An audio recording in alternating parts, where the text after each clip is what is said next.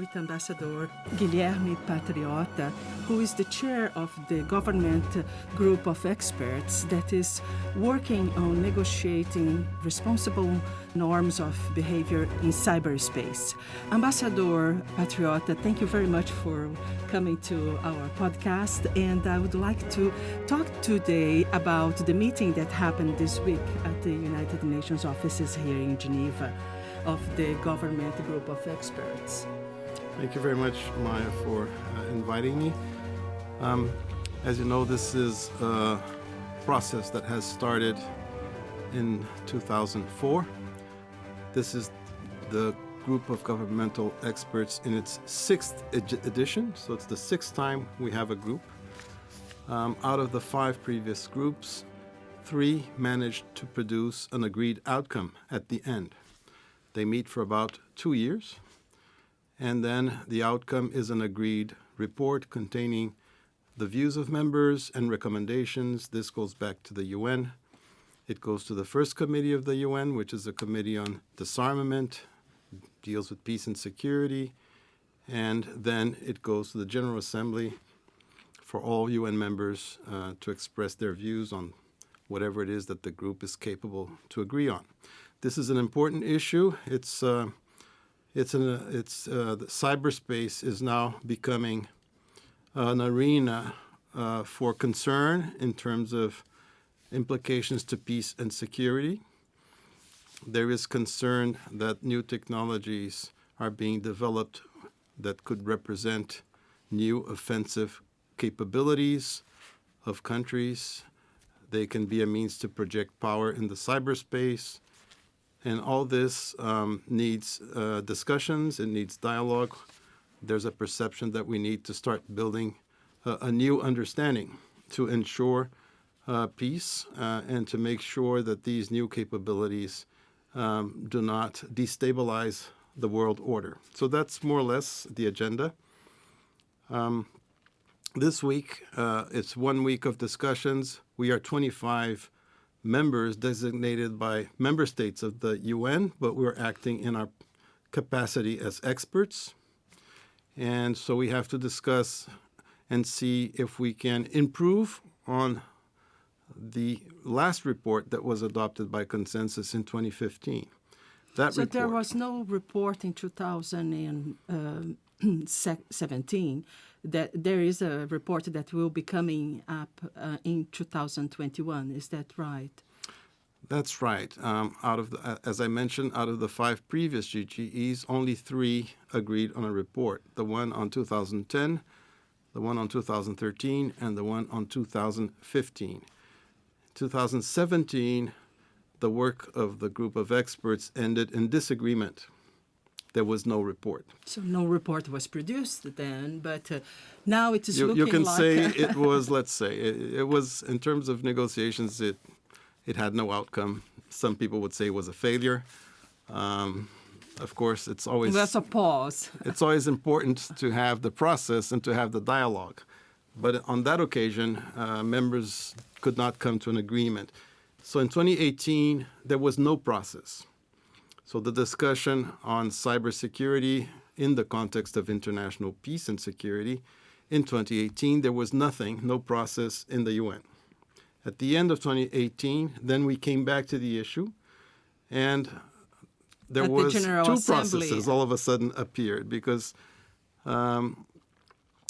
there was one resolution sponsored by the United States and another resolution sponsored originally by Russia. Both resolutions could not be merged. In the end, they were both adopted. And we have now 2 processes. So 2018, no process, now 2 processes running in parallel. I chair the GGE. I'm from Brazil. The government group of experts, the government group comprised of 25 country members. Yeah. Why 25 and not 20 or 35? Well, that's an evolving mechanism in the UN. These groups of experts, they function in a non-public manner. Members are acting in capacity as experts, so they're not necessarily committed to presenting formal official positions of countries. The meetings are confidential in nature. The documents and ideas circulated during the meeting remain within the strict confines of our discussions, and the only thing that is public is an agreement if we reach one. So which is the report. Which is the final report. So it's either there's a final report or there's nothing. So 4 one-week sessions during 2 years, and we report back. And all this effort, hopefully, will lead us to a new relevant outcome, a new layer of agreement between these 25 members. Of course, the GGE works like that because it seeks to make progress on issues that are very sensitive and difficult to address. Some new issues, for example, cyberspace. Another GGE that I chaired was the one on preventing an arms race in outer space. So you see, all these areas are areas where new technology is making a big impact in terms of its consequence to peace and security. And it's, of course, easier to try to find agreement in these new, very sensitive areas if you have a smaller number of countries in an environment where they can speak freely, where their opinions don't necessarily commit their governments, or will be made public. Or will be made public. So this is to express their opinions, and also there are areas of great sensitivity too in terms of national security for the country members involved, right? Usually the P5 are always members of all GGEs. So the permanent members of the Security Council are always there represented, and then the others, it's the Secretary General of the UN who receives the mandate to create the group. And so he has to create it with adequate, balanced geographical representation. So in addition to the permanent members of the Security Council, he invites and composes the group with representatives from the different regions of the UN to get a balanced representation. So how were the discussions this week? Did you find that there were greater convergence or desire to create, to find common ground in the discussions? Well, it's the second session out of 4. In the first, it was the first round to see where we are at. So countries made a lot of general statements and expressed their views. Someone repeated views that they had presented before. This is an area where positions sometimes don't really evolve as rapidly as the technologies do, so you have to deal with that.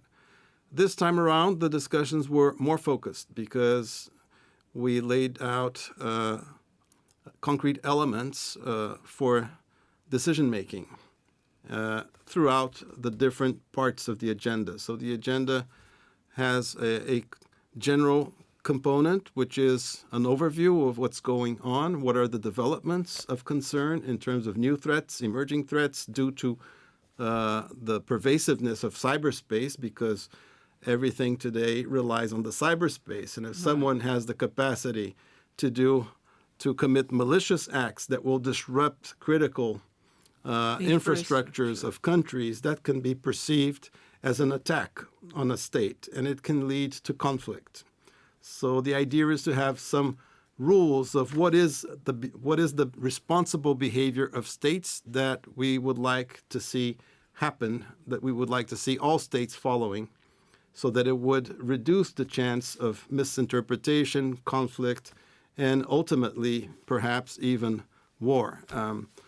And the existing conventions, Geneva Conventions and international humanitarian law, do they play a role? Because we can look up to those normative frameworks already, right? Or are we looking forward into something else, that we have to develop a normative framework that addresses issues of cybersecurity, peace and security in cyberspace? Well, they have played a role historically, a fundamental role in the conventional arena, the arena of conventional weapons, let's say. and conventional warfare and conventional conflict. Of course, international law, international humanitarian law, the international law of human rights, they have all played key roles. Now the question is, how do these bodies of law apply in the cyberspace?